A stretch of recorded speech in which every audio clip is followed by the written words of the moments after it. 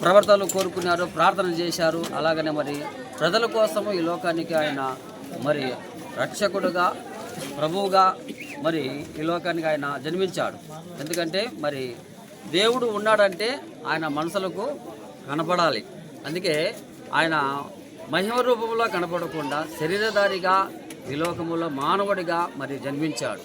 మరి 2025 సంవత్సరాల కిందట ఆయన ఈ లోకములో మనిషిగా మరి పుట్టి మనసుల మధ్య సంచరించి పాపం అంటకుండా పరిశుద్ధ జీవితాన్ని జీవించి అలాగనే పరలోక సందేశాన్ని వాక్యాన్ని ప్రకటించి మరి రక్షణ మార్గము చూపించి ప్రజల కోసం మరణించి తిరిగి లేచినాడు గొప్ప దేవుడు మన ప్రభు అయిన యేసుక్రీస్తు ప్రభువు. ఆయన మరణం ద్వారా మనిషికి రక్షణ, నిత్యజీవం.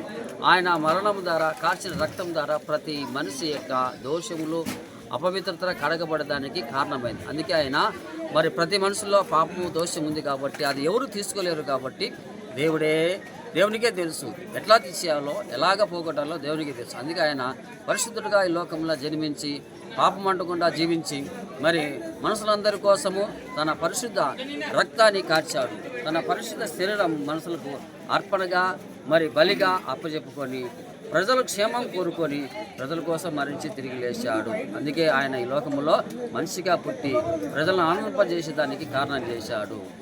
ఇందును బట్టి దేవునికి మహిమ కలుగునుగాక. ఆమేన్.